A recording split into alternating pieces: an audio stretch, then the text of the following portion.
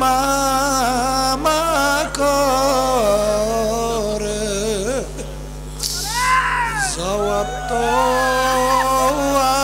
আর দিবে না। আল্লাহ আল্লাহ আপনার ওই বিশ্বাসের স্কুলের মাঠের দিকে তাকাইয়া দেখে আল্লাহ আপনার বন্দারা কিভাবে কাঁদলো। আমাদের ছেলেও মরে নাই, মেয়েও মরে নাই, গুনাহ করে বসছি রে, মাফ করে দেন গো মাওলা, মাফ করে। আল্লাহর বান্দারা জোরে কান্দেন, আল্লাহর বান্দারা জোর করে কান্দেন, জোর করে কান্দেন। সন্তান মারা গেল চোখে পানি আসে, সম্পদ নষ্ট হলে চোখের ভিতরে পানি আসে। তোমার আমার গুনার কারণে জাহান্নামের আগুন জ্বলছে, জাহান্নামের আগুন চোখের পানি ছাড়া ঠান্ডা হবে না।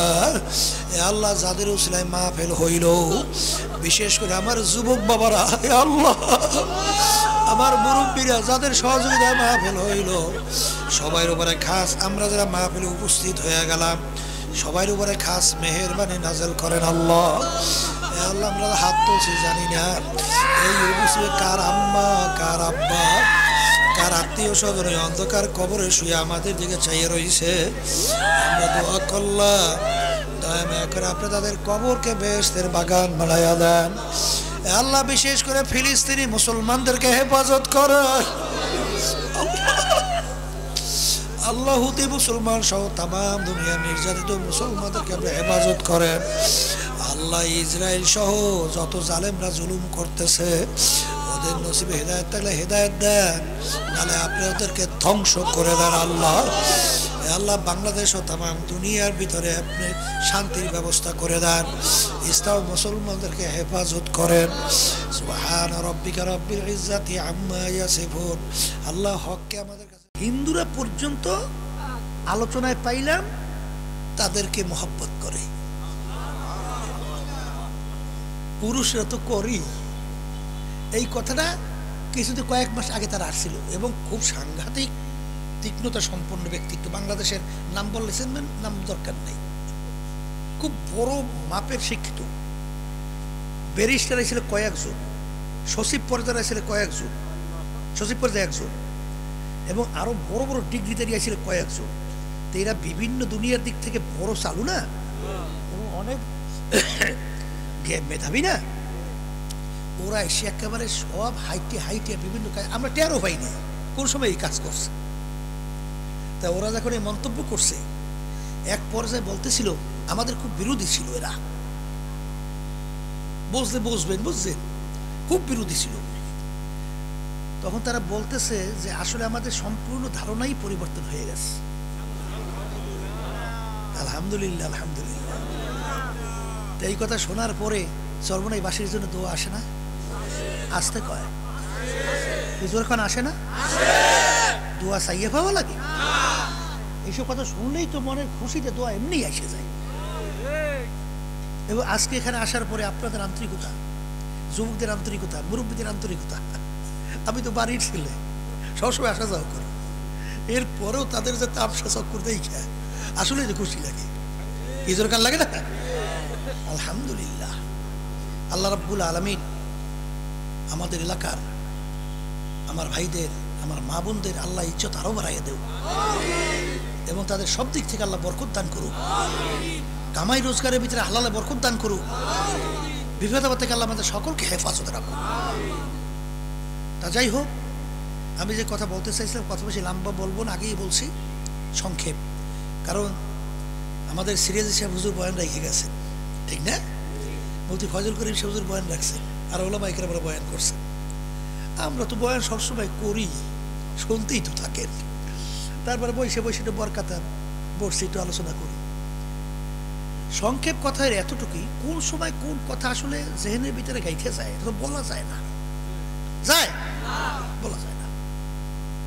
কারণ অনেক সময় দেখছি মুরব্বীরা, আমার আব্বাজান রহমাতুল্লাহি আলাইহি, আমি একদিন খানা খাইতেছিলাম, তখন আমার পেটে ছাত্র বয়সে একটু সমস্যা ছিল, অনেক সময় একটু ব্যতিক্রম খানা হইলেই বমি হইত। এখন দেখি যে বমি আসা শুরু হয়েছে, তাই খানা ও প্লেটে কিছু আছে, এখন খাইলেই বমি হওয়ার সম্ভাবনা, প্লেটে খানাটা রাখছি। আব্বাজান রহমতুল্লাহ বলতেছিল যে আমার হুশ হওয়ার পরেই আমার জীবনে কোনোদিন প্লেটে আমি খানা রাখি নাই। ওই যে তেলের ভিতরে ঢোকছে, আল্লাহর রহমতে আজ পর্যন্ত আর মনে পড়ে না যে একটা দানা আর প্লেটে রাখছি। একদিন মনে আসিল খানা খাইতে বলছিলাম না, কি সময় কই পোলা মানুষ তো অত তো আর বুঝি না, মনে হয় টুপি মাথায় রাখি নাই। আব্বাজান রহমতুল্লাহ বলছিল যে টুপি মাথায় রেখে খাওয়া সুন্নাত। আলহামদুলিল্লাহ, আর তো খালি মাথায় খানা হয় না। কোন সময় কোন কথা কিভাবে লেগে যায় বলা যায়? বলা যায় না। এই জন্য আমার ভাইদেরকে বলবো, আমি সংক্ষেপে আবার আপনাদের জেহেনের ভিতরে ঢুকাবার জন্য কুরআনুল কারীমের শুরুর আয়াত তেলাওয়াত করছি। এই কুরআনুল কারীম আল্লাহ রসুলকে দুনিয়া পাঠাইছে, আল্লাহ রাব্বুল আলামিন ৩২-এর মতো মুআজিজা দান করছিলেন, তার ভিতরে সবচেয়ে বড় মুআজিজা হলো কুরআনুল কারীম। সবাই বলেন সুবহানাল্লাহ। কুরআনুল কারীম সবচেয়ে বড় মুআজিজা কি? কুরআনুল কারীম যেভাবে নাজিল হয়েছে, একটা নুকতার কোনো পরিবর্তন আছে? পরিবর্তনের জন্য চেষ্টা করে নাই? কুরআনুল কারীমের ভিতরে চ্যালেঞ্জ দেওয়া আছে না? আসতে কয় আছে না? ওই সেদিন করে এই সফরের মধ্যেই গেছিলাম নরসিংদী, সেখানে সাইনবোর্ড দেখে আসলাম, লেখা আছে রাস্তার ভিতরে, ভাই গিরিশ চন্দ্র সেনের বাড়ি। গিরিশ চন্দ্র সেন মুসলমান না হিন্দু? এই গিরিশ চন্দ্র সেনের ভাইয়ের বাড়ি, এই লেখার উদ্দেশ্য বোঝেন নাই? অর্থাৎ ওই সে হিন্দু, কিন্তু কুরআনুল কারীমের ৩০ পারা কুরআনুল কারীমের নাকি অর্থ লেখছে। তাহলে সে যদি বাংলা অর্থ ৩০ পারা কুরআনুল কারীমের লেখে, তাহলে কুরআনুল কারীম সম্পর্কে তার অগাধ জ্ঞান, অনেক এলেম না থাকলে সে লেখলো কিভাবে? আচ্ছা বলেন তো, সে কুরআনুল কারীম রিসার্চ করছে না? করছে। খ্রিস্টানরা কুরআনুল কারীম নিয়ে রিসার্চ করে নাই? সংক্ষেপ টাচ দিতেছি। এই যে আরবি ভাষা ঠিক করার জন্য বলা হয় লুগাত, ইংরেজি ভাষা ঠিক করার জন্য বলা হয় ডিকশনারি, বাংলা ভাষা ঠিক করার জন্য বলা হয় ব্যাকরণ। এই আরবি ভাষা ঠিক করার জন্য যে বড় বড় লুগাতগুলো আছে, এর ভিতরে উল্লেখযোগ্য বড় লুগাতের নাম আল মানজেদ, আল কামুস। এই বড় বড় লুগাতগুলোর লেখক হলো খ্রিস্টানরা। কথা বুঝছেন? আচ্ছা বলেন তো, খ্রিস্টানদের ভাষা কি আরবি? আসতে কয় আরবি? তাহলে ওরা এত আরবি ভাষার উপর পাণ্ডিত্য অর্জন করছে কেন? কথা বুঝেন নাই? কথা বুঝছেন তো? হ্যাঁ, এই কুরআনুল কারীম নিয়ে রিসার্চ করছে। বর্তমানে বৈজ্ঞানিকরাও এই কথা অকপটে এবং প্রকাশ্যে স্বীকার করতে চায় যে কুরআনুল কারীম সত্য। বলে কেমনে? কুরআনুল কারীমের ভিতরে সমুদ্র সম্পর্কে আলোচনা আল্লাহ করছেন, করছেন না? আল্লাহ রাব্বুল আলামিন তার রাসূলকে পাঠাইছেন আরবের জমিনে। আরবের জমিনে না? আরবের জমিন, সেখানে বালি পাথর, আশেপাশে কোনো পানি আছে? নদী আছে? সাগর আছে? আল্লাহ রাসূল সাল্লাল্লাহু আলাইহি ওয়াসাল্লাম সাগর দেখছে, কিন্তু সেখানে কুরআনুল কারীমের ভিতরে সাগর সম্পর্কে আলোচনা আসছে। আল্লাহ রাব্বুল আলামিন কুরআনুল কারীমের ভিতরে বলেন, মারাজাল বাহরাইনি ইয়ালতাকিয়ান বাইনাহুমা বারযাখুল লা ইয়াবগিয়ান ফাবিআইয়ি আলাই রাব্বিকুমা তুকাযযিবান। সুবহানাল্লাহ। বৈজ্ঞানিকরা রিসার্চ করে আবিষ্কার করার পরে দেখে কুরআনুল কারীমের ভিতরে সমুদ্র সম্পর্কে যে আলোচনা আল্লাহ করছেন, এখন সমুদ্র নিয়ে রিসার্চ করতে যাইয়ে দেখে 100% পুরাপুরি সব মিলে গেছে। এখন তারাও স্বীকার করছে, তাহলে কুরআনুল কারীম যার উপরে নাযিল হইল সে সমুদ্র দেখেও নাই, সমুদ্র সম্পর্কে তার কোনো ধারণাও নাই। তাহলে কুরআনুল কারীমের ভিতরে যে সমুদ্র সম্পর্কে আলোচনা আসলো, সেই আলোচনার সাথে রিসার্চ করার পরে সব মিলিয়ে যায়। কি কথা ঠিক না বেঠি? আমার ভাইদেরকে বলবো, বর্তমান বৈজ্ঞানিকরা, আল্লাহ রসুল বলছেন যাকে আল্লাহ ছোট বেহেশত দান করবে 10 দুনিয়া সমান। কয় দুনিয়া সমান? দুনিয়ার বের প্রায় 25,000 মাইল। কথা বুঝেন না? এক শ্রেণী নাস্তিকের দলেরা, বস্তুবাদীর দলেরা, এরা কিন্তু আমাদের কথা নিয়ে হাসাহাসি টিটকারি করে, কারণ ওদের যতটুকু জ্ঞান ওই পর্যন্তই তো ওরা চিন্তা করবে, আর বাইরে ভাইবে কই। কথা ঠিক কিনা? বর্তমান বৈজ্ঞানিকরা এখন আবিষ্কার করার পরে দেখে যে কথা যা কইছে ঠিকই কইছে। বলে তা কেমন? আপনারা জানেন আমরা যে সূর্যটা দেখতেছি, বৈজ্ঞানিকরা আবিষ্কার করার পরে কি বলছে? সূর্য দুনিয়া থেকে 13 লক্ষ গুণ বড়। কয় লক্ষ? কিছুদিন আগে আমেরিকার নাসা নিয়ে যারা নাকি রিসার্চ করে, নাসা কয় ওই যে মহাকাশ নিয়ে যারা রিসার্চ করে, গবেষণা, এদেরকে নাসা বলে, আমেরিকার গবেষণাগার। এরা মহাকাশ নিয়ে রিসার্চ করতে যাইয়া কিছুদিন আগেই একটা গর্তের সন্ধান পেয়েছে। কি সন্ধান? সেই গর্তটার ব্যাপারে তারা মন্তব্য করছে যে গর্তের মুখ এত বড়, এরকম 30,000 কোটি সূর্য। বলেন মুখ খুলে বলেন কত?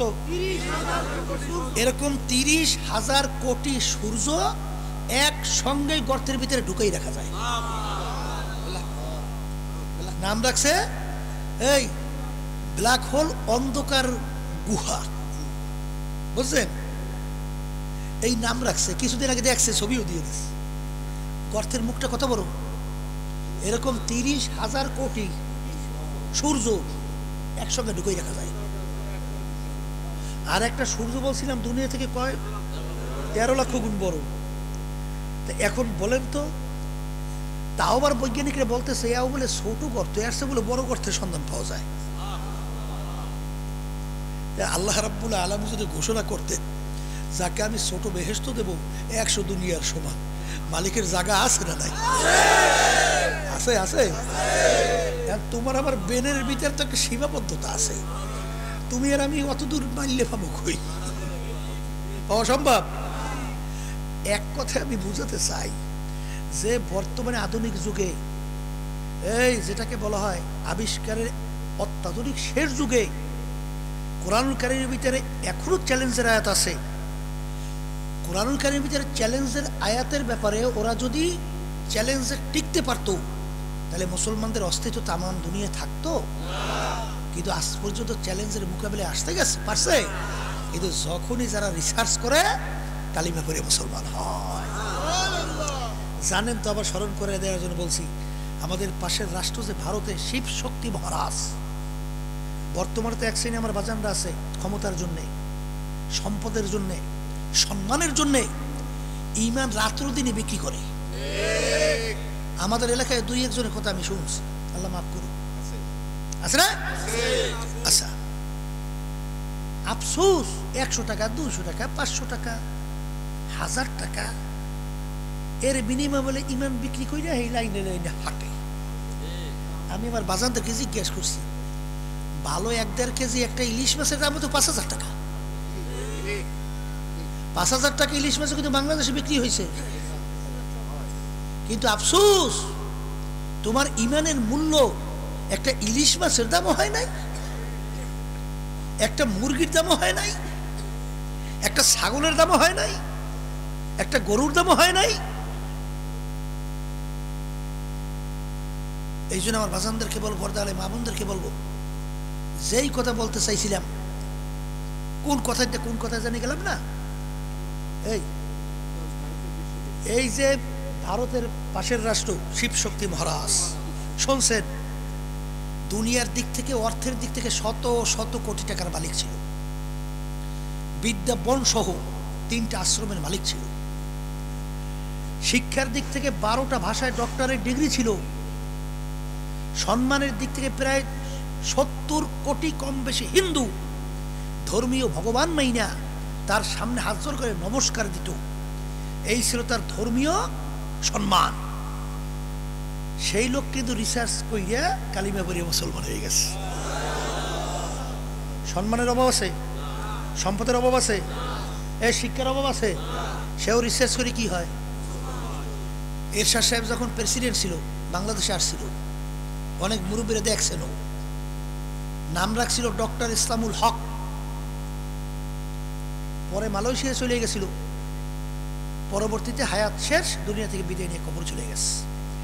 এই কথাগুলোর মাধ্যমে আমি মূলত বোঝাতে চাই, হে কবরের যাত্রীরা, হে আমার চরমনাইবাসী, আমার বাজানরা, হে পর্দা আলেম মা বোনেরা, এই দুনিয়াটা কিন্তু স্থায়ী জিন্দেগি না, এই দুনিয়াটা কিন্তু আরামেরও জায়গা না, এই দুনিয়াটা কিন্তু বালা মুসিবতের জায়গা, কষ্ট ক্লেশের জায়গা। দেখতে না দেখতে শেষ হয়। আর একটা জিন্দিগি আমাদের জন্য অপেক্ষা করতেছে, যেই জিন্দিগির শুরু আছে আর কোনোদিন শেষ নাই। কথা ঠিক কিনা? আর ওই জিন্দিগির সম্বল সম্পদ দুনিয়ায় থাকা অবস্থায় কামাই করার পরেই রওনা করতে হবে। আর বুঝ যদি একবার আসে, আল্লাহর ফজল করমে বেলাল হাবশী রাদিয়াল্লাহু তাআলা আনহু গোলামজাদা গোলাম, বাপেও গোলাম, তিনিও গোলাম। তার মালিক ছিল এক কট্টর কাফের মহিলা। সেই মহিলা বলতেছে, বেলাল কালিমা ছাড়ো, মুহাম্মাদের উপরে ঈমান বাদ দাও, তোমার আল্লাহর উপরে ঈমান ছাড়ো, যদি না ছাড়ো তোমাকে এমন শাস্তি দেব যে শাস্তিতে জীবনভর মনে রাখবা।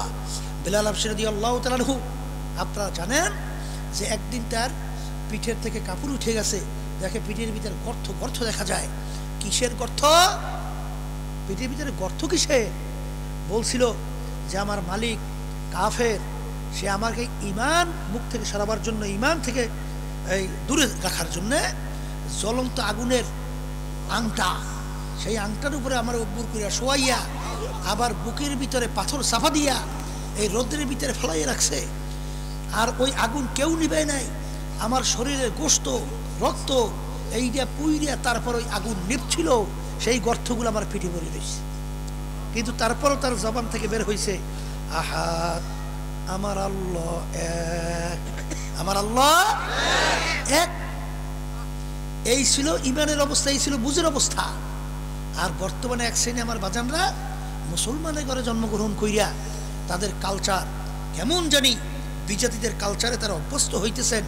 কিন্তু বাজার মনে রাখেন, আপনার উপরে আমার উপরে মালিকের দয়াটা কি? আদমি আদা দাইবা জব মুসলমা করদাই, আয় খোদা করবা সওয়াব ইহসা বর ইহসা করদাই। আমার মালিকের তোমার আমার উপরে কত দয়া, কত মায়া। তুমি আর আমি আমার মালিকের কাছে কেউ দরখাস্ত করি নাই, আমার মালিক দয়া মায়া করে আমার রুহকে আপনি মুসলমানের ঘরে দান করেন, এরকম দরখাস্ত আমরা কেউ করি নাই। আমার মালিক ইচ্ছা করলেন তোমার আমার রুহকে হিন্দুর ঘরে ঢুকাতে পারতো কি পারতো না? বাজান খ্রিস্টানের ঘরের ভিতরে দিতে পারতো কি পারতো না? কিন্তু আমার মালিক দয়া মায়া কইরা তোমার আমার রুহকে মুসলমানের ঘরে দান করলো। আজকে তুমি আর আমি পরিচয় দেই আমি মুসলমান। তাও আবার আমার বাজানদেরকে বলবো, আমার মালিক বিভিন্ন জায়গায় পাঠাইতে পারত, কিন্তু বাজান বাংলাদেশে শতকরা 92 জনের মতো মুসলমান। এই দেশের মধ্যে বাজান আমি পরশু দিন, কালকেও ফজরের পরে সিলেট শাহজালাল রহমাতুল্লাহ আলাই, কালকেও আমি সেখানে বয়ান করে আসছি। বাজান শাহজালাল ইয়ামানি রহমাতুল্লাহ আলাই আরে যেই জমিনের ভিতরে ঘুমায় আছেন, শাহপরান রহমাতুল্লাহ আলাই যেই জমিনে ঘুমায় আছেন, বাজান আরে আমানুর শাহ রহমাতুল্লাহ আলাই চিটাঙের মাটিতে ঘুমায় আছেন। বাজান আমাদের পাশে জেলা পটুয়াখালী মির্জাগঞ্জে আল্লাহু আকবার ইয়ারউদ্দিন সাহেব রহমাতুল্লাহ আলাই ঘুমায় আছেন। তোমাদের এই চরমনাইয়ের জমিনে আল্লাহু আকবার ঘুমাইয়া আছেন আমার আব্বা জানের নানা দাদাজান রহমাতুল্লাহ আলাই শ্বশুর আল্লাহু আকবার আহসানুল্লাহ সাহেব রহমাতুল্লাহ আলাই। এই জমিনের ভিতরে ঘুমাইয়া আছে ইসহাক সাহেব রহমাতুল্লাহ আলাই। এই জমিনের ভিতরে ঘুমাইয়া আছে ফজলুল করিম রহমাতুল্লাহ আলাই।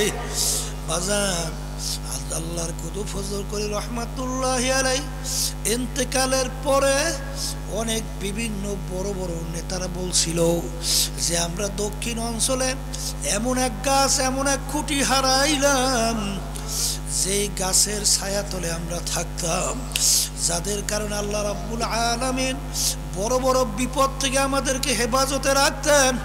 কারণ বড় বড় কোনো ধরনের দুর্ঘটনা আমাদের দক্ষিণ অঞ্চলে ঘটে নাই। হারে এত বড় গাছ হারাইয়া ফেললাম, বিপদ না জানি আমাদের উপরে চাইপা বসে। বাজান এর পরের বছরই সিডর হয়েছিল। জোরে বলেন কথা ঠিক কিনা? এই জন্য আমার ভাইদেরকে বলবো, পর্দা আলে মা বোনদেরকে বলবো, এই বাংলাদেশে অলিয়া উলিয়াদের দেশ। বাংলাদেশের রাজধানী ঢাকাকে বলা হয় মসজিদের নগরী। বাজান বাংলাদেশের মোড়ে মোড়ে রাস্তার মসজিদের মাদ্রাসার অভাব নাই। এরপরে বিশেষ করে আল্লাহ রাব্বুল আলামিন তোমাদেরকে চরমোনাইয়ের জমিনে জন্মগ্রহণ করাইছেন। যেই চরমোনাইতে আল্লাহু আকবার ফাল্গুন মাহফিল, অগ্রহায়ণ মাহফিল, বাজান কোটির মতো লোক পাগলের মতো ছুটে আসে আমার মালিকের সঙ্গে সম্পর্ক করার জন্য। হে চরমোনাই এলাকায় আমার যুবকরা, আমার বাবারা, পর্দালের মা বোনেরা, আজকে চরমোনাইয়ের জমিনে জন্মগ্রহণ কইরা খোদা না কাজটা যদি কিয়ামতের ময়দানে জাহান্নামের শিকল হাতে পায় লাগে, এর যে কপাল পুরার সার জাহানে হইতে পারে। এই জন্য আমার ভাইদেরকে বলবো, পর্দা আলে মা বোনদেরকে বলবো, সোহবতে সলে তোরা সালেহ কুনাদ, সোহবতে তলেহ তোরা তলেহ কুনাদ। এক জমানা সোহবতে বা আউলিয়া বেহতর সাদ সালে তাআত বেরিয়া। সৎসঙ্গে স্বর্গবাস, অসৎসঙ্গে সর্বনাশ। এ আল্লাহ আমার যুবক বাজারলে, আমার মুরব্বীরে, আমার পর্দা আলে মা বোনেরা, বাজান আল্লামা রুমি রহমাতুল্লাহি আলাইহি বলেন, জালালউদ্দিন রুমি ওই জামানার ভিতরে সবচেয়ে বড় নামি দামি আলেম ছিলেন। বাজান আল্লাহু আকবার। তিনি বলতেছেন, খোদ বা খোদ মাওলানা রুমি না শোধ, তা গোলামে শামসুত্তিবরিজি না শোধ। আমি রুমি ততক্ষণ পর্যন্ত রুমি হতে পারি নাই যতক্ষণ পর্যন্ত শামসুত্তিবরিজির শাগরেদ হইতে পারি নাই, অর্থাৎ তার সঙ্গে যতক্ষণ সোহবত সম্পর্ক তৈরি করতে পারি নাই।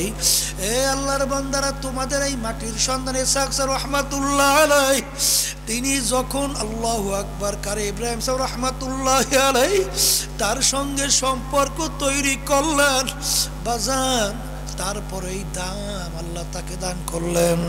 ফজলুল করিম রহমাতুল্লাহ আলাইহি বাজান আল্লাহর ওলিদের সঙ্গে সম্পর্ক তৈরি করার পরে আল্লাহ রাব্বুল আলামিন এরকম তার সম্মান দান করলেন।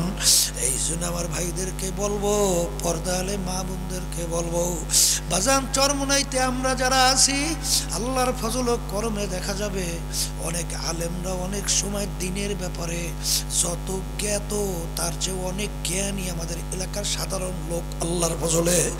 এ আল্লাহর বান্দারা, পর্দা আলে মা বোনেরা, চরমোনাই থাকা অবস্থায় সবাই কিন্তু মন চায় গুনার থেকে ফেরবে, নেকের কাজ করবে। দুনিয়ায় থাকা অবস্থায় আমার মালিককে রাজি খুশি কইরা জাহান্নাম থেকে বাইচা বেহেশতে যাওয়ার আশায় বাজান সবাই কিন্তু মন তৈরি হয়ে আছে। কিন্তু বাজান এত চেষ্টার পরেও কেন পারি না? আল্লাহ রাব্বুল আলামিন তোমাকে আমাকে হুকুম করছেন। আল্লাহ রাব্বুল আলামিন কোরআনুল কারীমের শেষ সূরার ভিতরে তোমাকে আমাকে স্মরণ করায় দেওয়ার জন্য বলছেন, আল্লাযী ইউওয়াসউইসু ফি সুদুরিন নাস মিনাল জিন্নাতি ওয়ান নাস। শয়তান তোমাদের শত্রু। অন্য আয়াতে আল্লাহ বলেন না, ইন্নাশ শাইতানা লাকুম আদুউন ফাত্তাখিযুহু আদুওয়া। শয়তান তোমাদের জাহের বাহের প্রকাশ্যে শত্রু। কারণ মালিকের দরবারে কসম কাইটে আসছিল, মালিক যাই বনি আদমের উছিলায় তুমি আমাকে চিরতরে জাহান্নামের হুকুম দিছো, ওই বনি আদমকে আমি জাহান্নামে না নিয়ে ছাড়ব না। বাজার শয়তান আমাদের শত্রু। আর একটা শত্রু হইল মানুষ। কোন মানুষ? যেই মানুষের সংস্পর্শে যাওয়ার পরে বাজান নামাজ ছাইরা দেয়, রোজা ছাইরা দেয়, খারাপ কাজে লিপ্ত হয়, বিভিন্ন নেশার ভিতরে যুক্ত হয়, মাদকের ভিতরে লিপ্ত হয়, বিভিন্ন জুলুমের ভিতরে লিপ্ত হয়। বাজান আল্লাহ রাব্বুল আলামিন বলেন এই মানুষ শয়তান থেকে বাঁচার জন্য, আমি বলি নাই কিন্তু বাজান আল্লাহ বলছেন, আমি শুনাইতেছি, ওয়াকুনু মা'আস সাদিকিন, তোমরা সাদিকিন ভালো মানুষের সংস্পর্শে যাও, তাদের সাথে সম্পর্ক তৈরি করো। যদি করতে পারো আল্লাহর ফজল ও করমে দেখবা দিনার দিন তুমি একটা ফেরেশতার মতো আল্লাহর ফজলে মানুষ হইতে পারবা। এই জন্য আমার ভাইদেরকে বলবো, পর্দা আলে মা বোনরা যারা শুনতেছেন, বাজান ভালো করে মনকে বুঝান। যদি মন না বুঝে, মনকে ভালো করে বুঝাও রে মন। কোরআনুল কারীম কিন্তু সত্য, আর এই কোরআনুল কারীমের মধ্যে আমার মালিক নাফরমানের ব্যাপারে, বেঈমানের ব্যাপারে, বদমাইশদের ব্যাপারে, হারামখোরের ব্যাপারে, ঘুষখোরের ব্যাপারে, সুদখোরের ব্যাপারে, মাদক দ্রব্য সেবনকারীদের বিরুদ্ধে, জুলুমকারীদের বিরুদ্ধে, মিথ্যাচারকরণীদের বিরুদ্ধে যে আযাব ও গজবের ঘোষণা আমার মাওলা কোরআনুল কারীমের ভিতরে দিছে, ওই এক সেকেন্ডের আযাব সহ্য করার শক্তি দুনিয়ার কোনো মানুষের নাই। বাজান আল্লাহর রসুলের অল্প বয়সে দাড়ি মোবারক পাইকা গেল, পিঠ মোবারক গুজা হয়ে গেল। সাহাবায়ে কেরাম জিজ্ঞাসা করেন, আল্লাহর রসুল এত অল্প বয়সে আপনার দাড়ি মোবারক কেন পাকলো, আপনার পিঠ মোবারক কেন পাকা হইল, কেন গুজো হয়ে গেল? আল্লাহ রাসূল সাল্লাল্লাহু আলাইহি ওয়াসাল্লাম বলেন, ও আমার সাহাবারা, আমি রাসূল যা দেখি তোমরা তো দেখো না, আমি রাসূল যা জানি তোমরা তো জানো না, আমি রাসূল যা শুনি তোমরা তো শোনো না। আল্লাহ রাব্বুল আলামিন কোরআনুল কারীমের মধ্যে বেনমাজি, বেরোজগারিরা, হারামখোর, সুদখোর, ঘুষখোর, জুলুমবাজ, মিথ্যাবাজ, ষড়যন্ত্রকারীদের বিরুদ্ধে যে আযাব ও গজবের ঘোষণা আমার মাওলা দিছে, ওই এক সেকেন্ডের আযাব সহ্য করার শক্তি দুনিয়ার কোনো মানুষের নাই।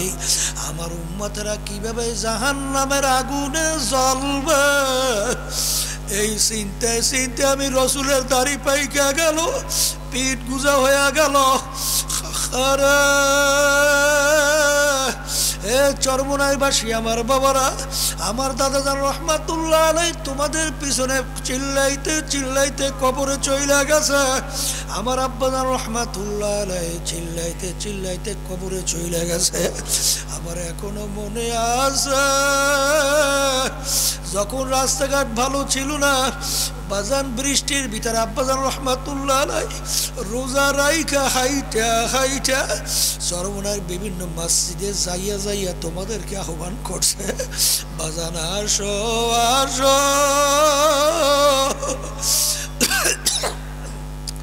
কারণ 2-2.5 বছরের বাচ্চা ঘাটলায় যাইয়া পানি পাইয়া পেয়ালা নিয়া পানি নিয়ে খেলা করে, খটখট খটখট করে হাসে।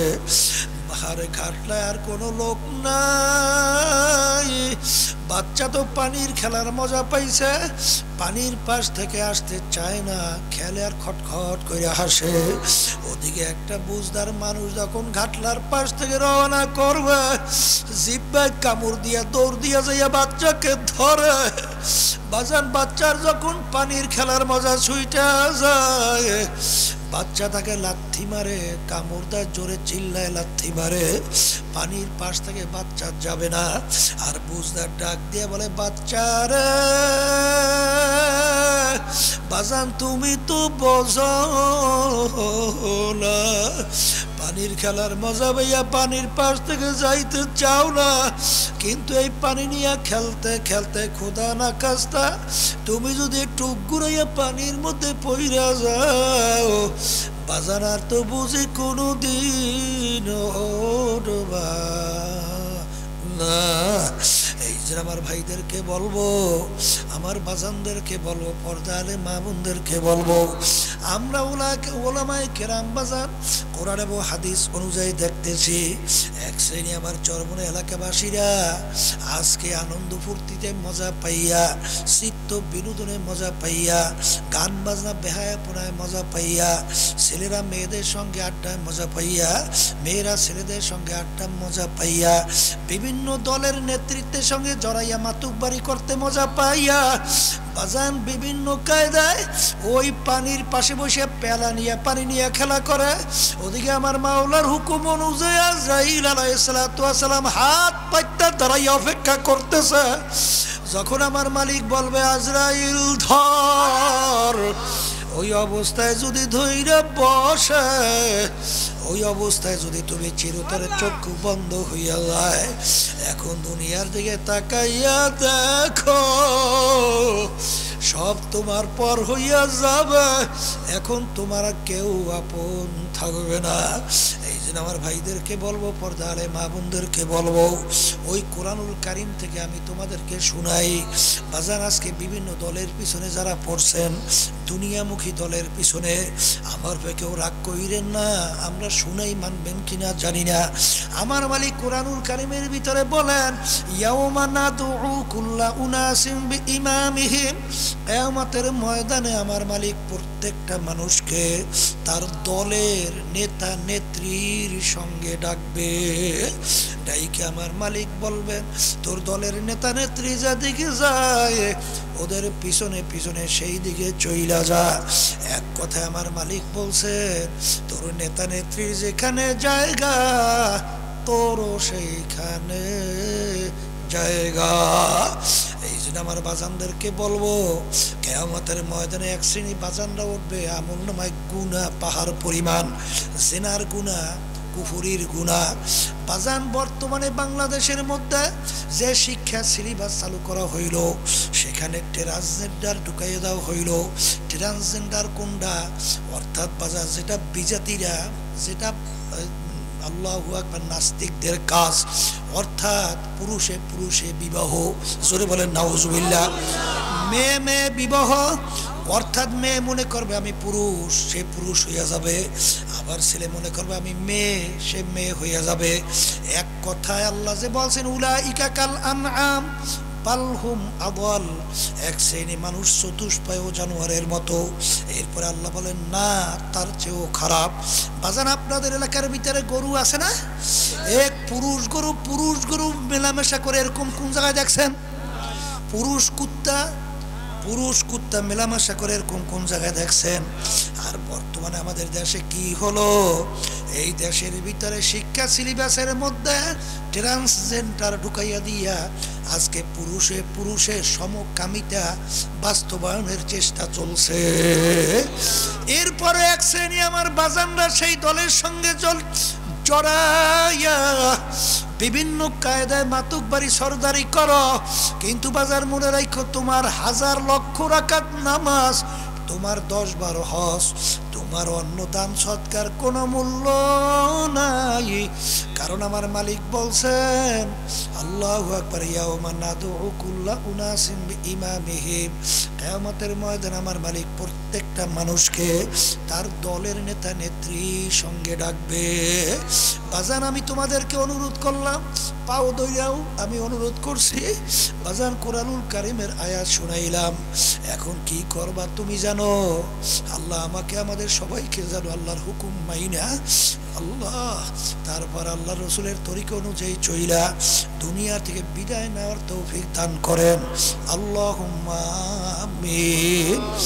এ ঘরের মেয়ে লোকেরা হাত উঠা, গুনার কথা মনে করো, 2 চোখের পানি ফালাও, আমার মালিকের দরবারে কান্দ, গুনার কথা মনে করে আর মাপ চাও। যদি কান্না না আসে মনকে বোঝাও, ওরে মন একদিনে ঘরের দরজা দিয়ে নতুন বউ হইয়া উঠছিল রে মন। কত মেয়ে লোকে শরবত খাওয়াইলো, কত মেয়ে লোকে বাতাস করলো, আবার এমন একটা দিন আসবে এই ঘরের দরজা দিয়া মরার লাশ হইয়া বের হওয়া। ছেলে কানবে মামা করে,